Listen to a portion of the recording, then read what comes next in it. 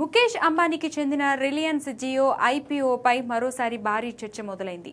దాదాపు $4 బిలియన్ విలువైన ఈ భారీ ఐపీఓ ప్రస్తుతం మార్కెట్ అనిశ్చితి కారణంగా ఆలస్యం అవుతున్నట్లు సమాచారం.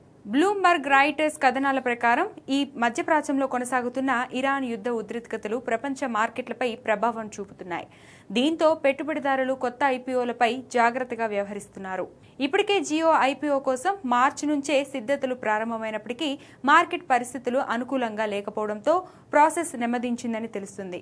అయితే ఐపీఓని పూర్తిగా రద్దు చేయలేదని, సరైన సమయం కోసం రిలయన్స్ వేచి చూస్తుందని సమాచారం. మరోవైపు జియో ఐపీఓ భారత స్టాక్ మార్కెట్ చరిత్రలోనే అతిపెద్ద లిస్టింగ్లలో ఒకటిగా నిలిచే అవకాశం ఉందని మార్కెట్ వర్గాలు చెబుతున్నాయి. జియోకి ఇప్పటికే 50 కోట్లకు పైగా వినియోగదారులున్నారు. డిజిటల్ సేవలు, 5G విస్తరణ, ఫైబర్ నెట్వర్క్ కారణంగా కంపెనీ వేగంగా ఎదుగుతుంది. ఇక ఐపీఓ ద్వారా భారీగా నిధులు సమీకరించి డిజిటల్ వ్యాపారాన్ని మరింత విస్తరించాలన్నది రిలయన్స్ లక్ష్యంగా కనిపిస్తుంది. అయితే అంతర్జాతీయ యుద్ధ పరిస్థితులు, విదేశీ పెట్టుబడులు తగ్గట్టు మార్కెట్ వొటాలిటీ కారణంగా పెద్ద కంపెనీలకు కూడా ఇప్పుడు జాగ్రత్తగా అడుగులు వేస్తున్నాయి. జియోతో పాటు మరికొన్ని పెద్ద ఐపీఓలు కూడా వాయిదా పడినట్లు తెలుస్తుంది. ఇక జియో ఐపీఓ ఎప్పుడు మార్కెట్లోకి వస్తుందన్న దానిపై పెట్టుబడిదారులు ఆసక్తిగా ఎదురుచూస్తున్నారు.